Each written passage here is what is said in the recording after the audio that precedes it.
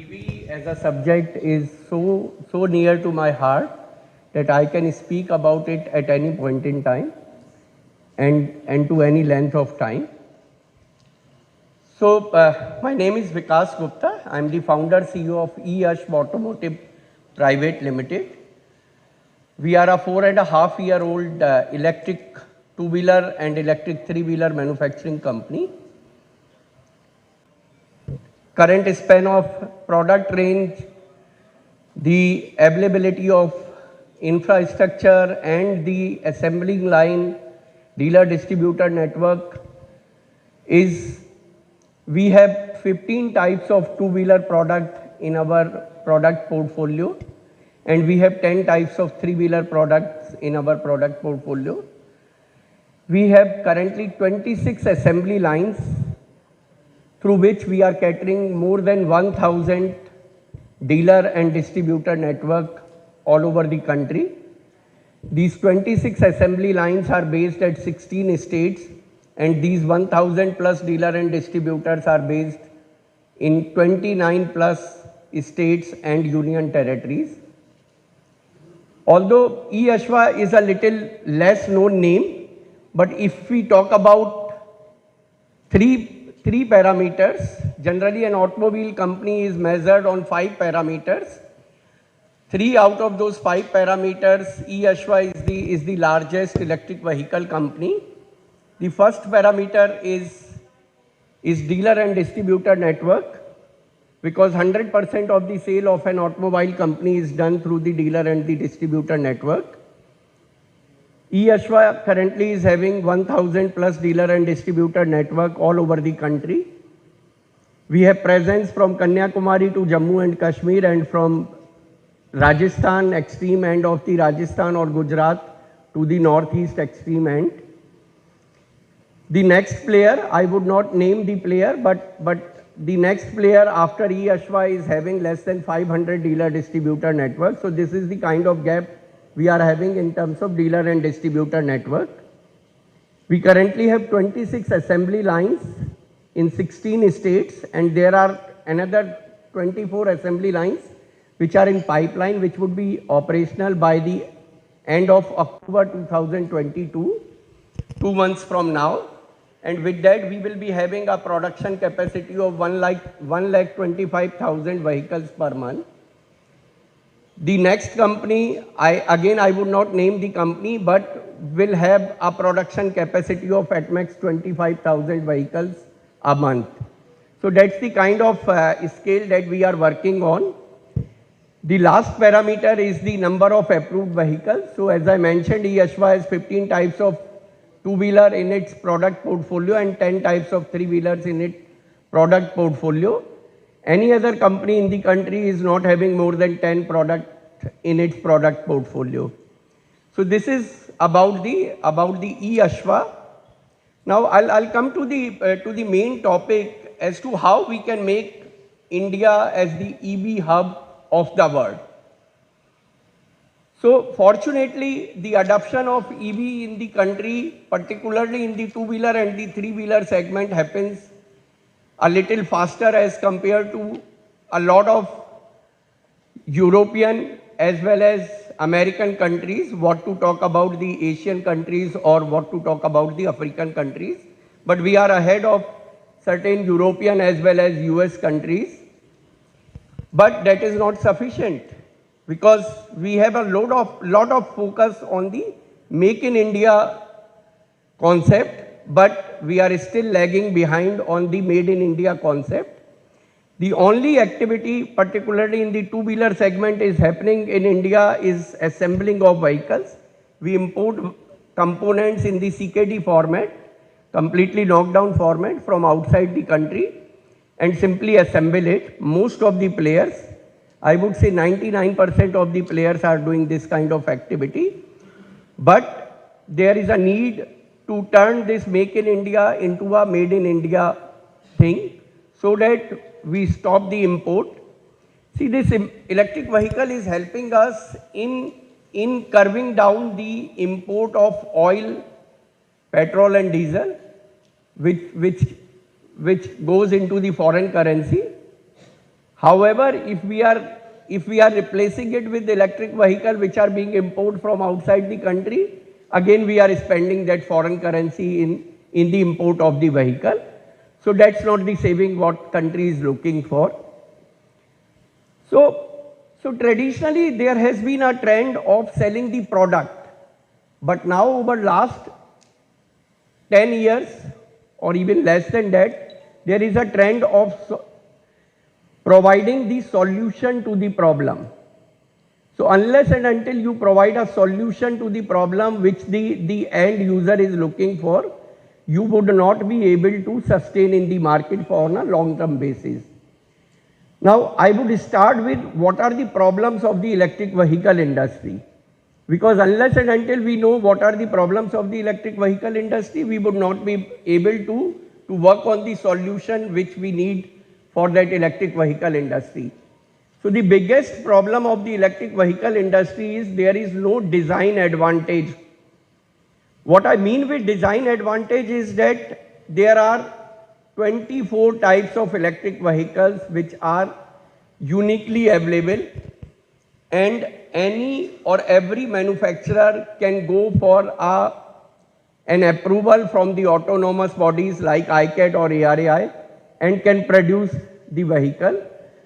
So a vehicle which Ola Electric is producing, E-Ashwa can also produce the similar kind of vehicle because there is no design advantage. The similar kind of vehicle is being imported X OEM, and the Y OEM can also import the similar kind of vehicle. So that's the biggest problem. There is no design advantage. In the conventional ICE vehicle, we used to see that a particular design is registered with a particular OEM. LML used to have a specific kind of design, Bajaj used to have a different kind of design, Hero used to have a different kind of design, Kinetic again has a different kind of design. However, in the electric vehicle, you would find there are so many exhibitors here in the exhibition, and if you have a deep look into the vehicles that they are offering, including the E-Ashwa, I would not say E-Ashwa is an exception to it, most of the vehicles are of a common design. So the biggest problem is there is no design advantage. The next biggest problem is there is no technology advantage. Since the same technology is being imported from outside the country and used by all the OEMs, there is no technology advantage which one can claim for. The third disadvantage is huge and humongous competition. There are 550 plus players in the electric two-wheeler segment, and there are 250 plus players in the electric three-wheeler segment. Now, if you see the ICE vehicle in the two-wheeler segment, you could barely name the five of the OEMs. In the similarly fashion, in the ICE segment, you could barely name the 5 OEMs in the three-wheeler segment, whereas in the electric vehicle, there are 800 plus players in both the segments. Now, what does it mean? It means that there is a local player who is sitting right at the end user place, and in case you are incurring a little logistic cost on the vehicle, for the last mile logistic, your vehicle would be costlier as compared to a local player. The fourth problem is there is no appreciation for the quality. What I mean with that is that end user is not buying an electric vehicle because it is a very uniquely designed vehicle or because it is providing some features which are not available in the ICE vehicle. End user is buying because they are tired of the increased fuel prices, and hence the quality appreciation is very little, very less. Last but not the least is that there are so many players in the country who actually do not wish to provide for any kind of warranty or the service. Now, if we talk about the vehicle, comprehensive 1-year warranty is provided on the vehicle, and if we are talking about the battery, on the lead acid battery, 1-year warranty is provided, and on the lithium battery, commonly 3 years warranty is provided. But there are so many of the OEMs who do not intend to provide that warranty. They simply want to sell their vehicle, and by the time the warranty claims would start coming to them, they would vanish and they would appear at a different place with a different name, because there is not much on the stake. Now, these are the 5 problems of the electric vehicle industry, and the only scope where one could take advantage is the cost optimization. Now, where one could make the cost optimization? So cost optimization is not possible in the cost of the component, because everybody is importing from outside the country, and the volume is not that huge that one could import at a much lesser cost as compared to the other. So that is not possible. Assembling cost is very minimal. So again, there is no scope of cost optimization in the assembling cost. Now, where is the cost optimization possible? So the cost optimization is possible only in the last mile logistics. As I mentioned, there is an OEM who is sitting at every 30 kilometers, at every 50 kilometers. Now they are simply riding on the last mile logistic cost, because they will cater to a territory of about 50 kilometers or 100 kilometer territory, and their product, as compared to our OEM who is sitting 500 kilometer or 700 kilometer away from them, would become cheaper. So that's the only area where one could make the cost optimization. Now, I talked about the problems. What does it mean for anybody? So it means a lot of opportunities available for us. Why? Because there are about 132 components which are used in one electric two-wheeler. There are about 76 plus components which are used in electric three-wheeler. This is an opportunity. We could develop a small manufacturing unit to make those components. Now, what E-Ashwa is doing in order to counter these kind of problems? So we have target to set up an assembly line every 200 kilometers. So this solution is a temporary solution for the problem of last mile logistic cost. So we have set up 26 assembly lines so far, and there are another 24 assembly lines which are in pipeline, which would be up and running by 31st of October 2022. With those 50 assembly line, any of our dealer and distributor would be situated at about 100 kilometer at max from the nearest unit. Now, what does it mean for the dealer and the distributor, and what does it mean for the end user? So when Ola launched their vehicle, they tagged it with a price of 79,999 for the 4 South Indian states, because their factory was based in Tamil Nadu. So they priced their product at 79,999 for 4 of the states which were nearby states to the Tamil Nadu, and for the rest of the country they tagged the same vehicle with a price of 99,999. Now this 20,000 rupees of gap was nothing but the last mile logistic cost. So with E-Ashwa setting up an assembly line at every 200 kilometer from the other assembly line, we would kill this last mile logistic, because any of our dealer and distributor would be based at max at 100 kilometer away from the nearest unit. An electric three-wheeler which we produce can run up to 110 kilometers at a cost of about 25 to 30 rupees. So we can deliver to any of our dealers 3 scooters at a time through our electric three-wheeler at a cost of about 25 to 30 rupees. So this 20,000 rupees gap which Ola built in their pricing can reduce down to 30 rupees or a 50 rupees or a 100 rupees gap. So that's the first advantage that we are gaining out of setting up multiple assembly lines.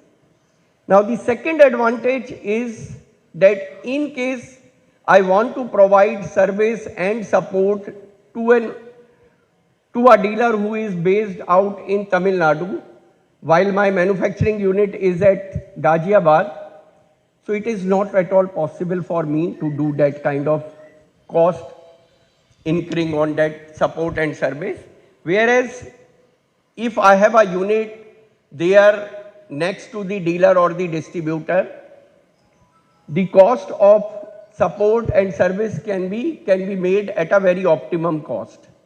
That is the second advantage. We could provide support service at an optimum cost. The third advantage that one would get after setting up a near assembly line is because every end customer is aware that these products are imported from outside the country. So they have a fear while buying an electric vehicle is that if they are buying an electric vehicle from a dealer who has invested some 7.5 lakh to say 15 lakhs only, the dealer might vanish after 3 to 4 months in case the venture doesn't start generating profit or the sale to the dealer. So who will provide the service and the support in the absence of that dealer who has sold that vehicle to them? Now if there is an assembly line situated at about 100 kilometers from the end customer will get the comfort that even if the dealer or the distributor vanish from that place, there is an assembly line through which I could get the service and the support. And for sure the assembly line, since they have invested large amount, will not vanish from that place. So that's the third advantage that we are getting by setting up near assembly line.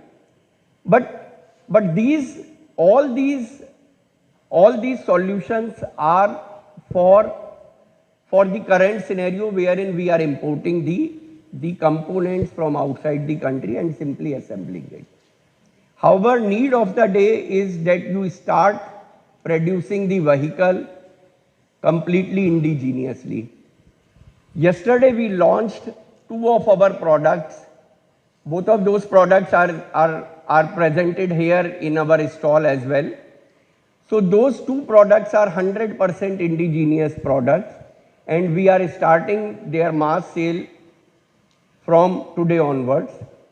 So these products contain very less, nearly negligible volume of fiber components and complete vehicles are made out of MS or SS components. So that is one thing. Motor controller, although the volume is not huge at this point in time, but we have internally developed motor and controller in-house, and we are using those motor controller, which are the major components. Now the third area where we need to invest a lot, and particularly we require support from government to invest, is the battery. Because again, like in the electric vehicle, battery technology is completely being imported and the value add in the battery technology is very minimal. So those are some opportunities which are available in the electric vehicle segment, and if we could focus on those opportunities, I think electric vehicle hub is a very near future for the country. We could become the hub of the world's electric vehicle in the country. I would stop here, and in case there is some question, I would be happy to take up those questions. Taji, really congratulate you for the good job that you are doing. I am Dr. Manoj Modani. My question to you, you have rightly pointed out that you want to have the assembly line at various locations to save on the logistics. That is probably the outward logistics that you are talking, yes, when you dispatch the vehicle. My question to you is, since you import, you don't import at each place. You import at probably Kandla port or Bombay port or XYZ port. From there you have to transport the inward transportation logistics. That is one. Second, your factory cost at each place. So those costs may be much more than the outward logistic cost. And the example of Ola, what you gave, 20,000 difference between northern states and southern states. I think 20,000 is too high for a scooter transportation. So you can throw little more lights on those two topics which I have raised. Thank you. It's an excellent question. So you have rightly pointed out that import doesn't happen at a single port. Since we have unit in 16 various states, so we are importing those vehicles in the nearby port. So for the Gujarat, we are using the Kandla port. For the Maharashtra and for certain other places, we are using the Navshiva port. And so is the Vizag port and so on and so forth.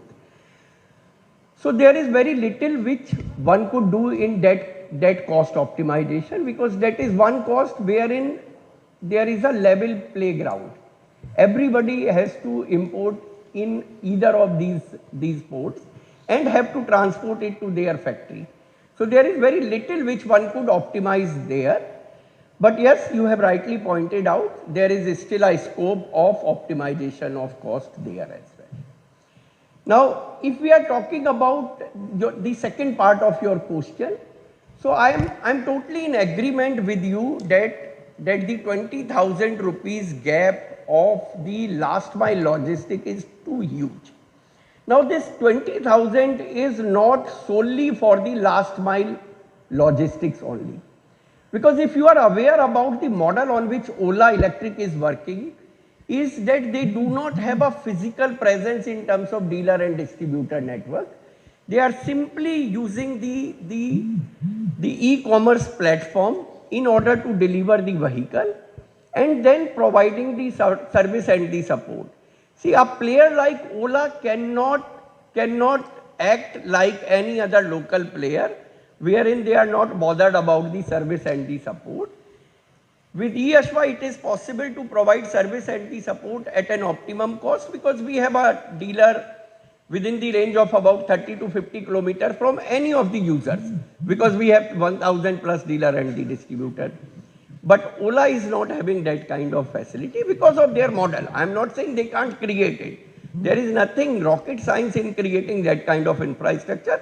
Ola can do it at much lesser time as compared to E-Ashwa, but their model is devised like this, wherein they do not want to create that kind of infrastructure, and hence there is a gap of such huge amount of 20,000 rupees for that cost.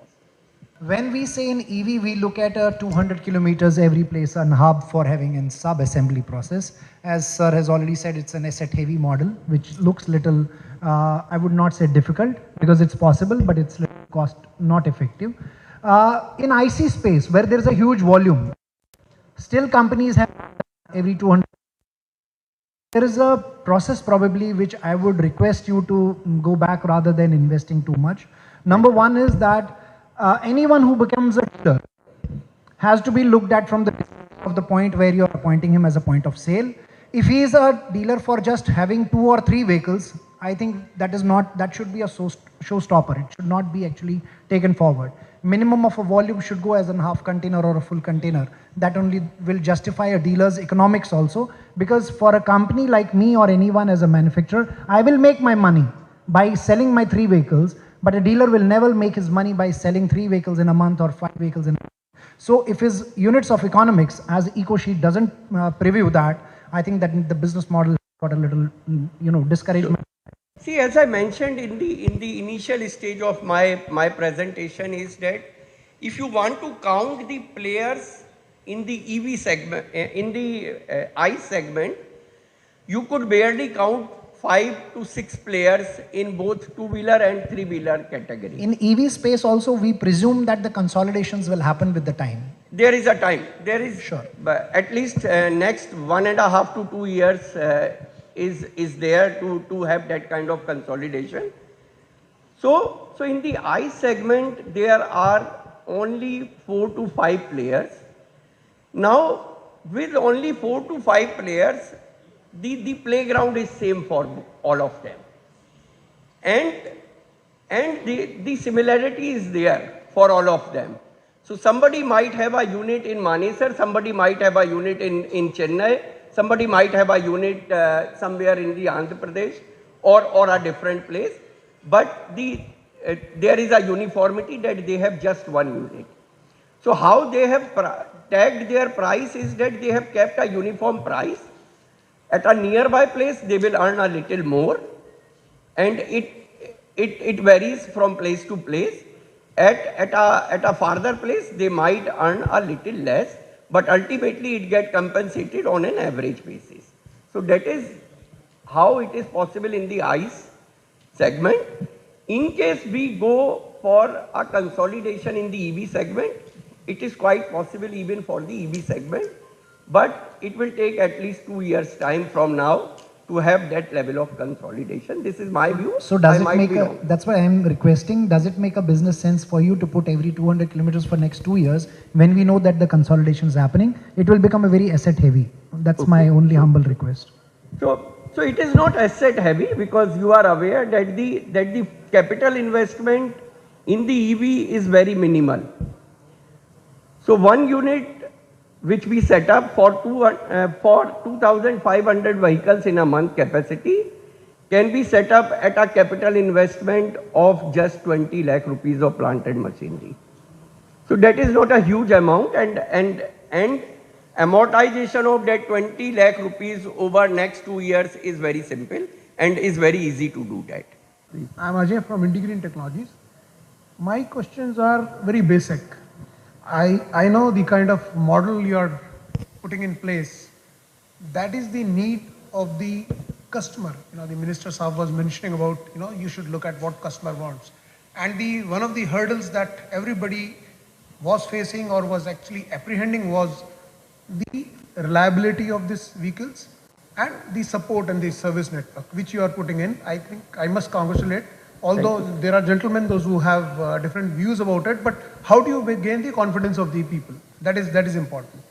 But my question, prime question is, how long will you assure the availability of spares for these vehicles? Because like in ICE, you know, 5 years down the line, any model which is there, you'll be assured of, you know, its components being available for next 4 years, 5 years. But is that going to be the scene when you talk of EVs, particularly the two-wheeler segment and three-wheeler segment? Because three-wheeler is the one which is going to be, you know, stressed and sweated much more than anything else. So I would request you to address this. Sure. So first of all, thank you for your appreciation towards the model. So there are two ways to address this problem. In the current scenario, when we are importing the components from outside, what we do generally is that when we are importing 170 vehicles in a container, we simply make 150 vehicles out of it.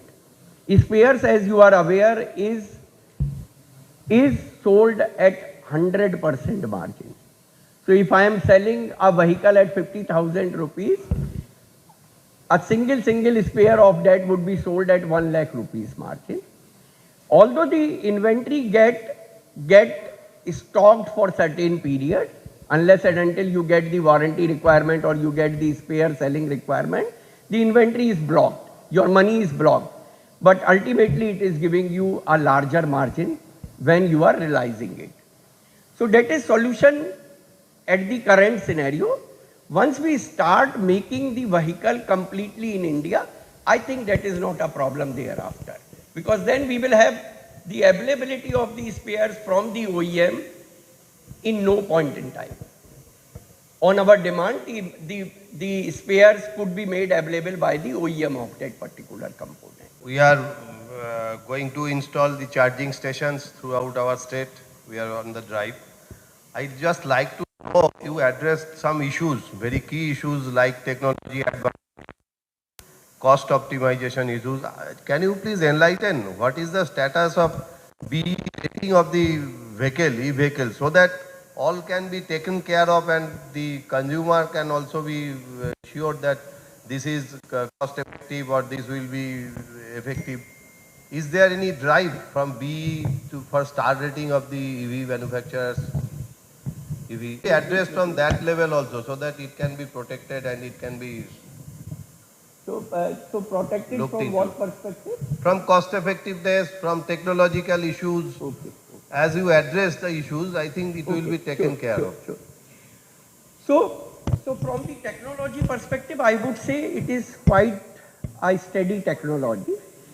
When I said it is a problem area, I said it is a problem area for the country because we are not producing those vehicles in country. I never questioned the technology as such. So technology is quite robust and there is no issue with the technology. The only issue is that we do not produce that technology in the country. We are simply importing that technology in the country and it is not a rocket science. By education, I am a chartered accountant. I have been running this company for last 4.5 years and we have the largest network. So when I started with this industry, these things were like rocket science to me. Today these are not. I talk about the technology in larger forums as well. So technology wise, it is very robust technology. From the cost perspective, see there is a new phenomena which is prevailing for last 4-5 years, which is called total cost of ownership. Now this phenomena is coined by people of electric vehicle industry in the four-wheeler category. Because the vehicle, the acquisition cost of the vehicle is higher. And they want to compensate it over a period of time with the cost of running and the cost of maintenance. Now, if we are talking about cost of electric two-wheeler and three-wheeler, the cost of acquisition itself is much lower as compared to the cost of an ICE vehicle. So from the cost perspective also, it is quite stable and it is quite reasonable. So there is no need for me to use this terminology called total cost of ownership because my cost of acquisition itself is much lower and the cost of running and the cost of maintenance is at least 10 times lower as compared to the cost of an ICE vehicle. Last question. Okay. So I was walking through the expo and I got around 20 to 30 new EV scooters. Okay. The problem is that right now I'm talking like an end customer. Right now people know about EV through Ola. Mostly. People don't know Rajiv or whatever names this EV vehicles, people are not knowing that. So what problem is that the current problem with the branded one Ola or any electric vehicle that people are afraid to buy that because of the batteries getting overheated. Okay. And the second thing, in India, the EV is marketed because the petrol price is going up. But the main issue why EV is launching in any country is because of pollution.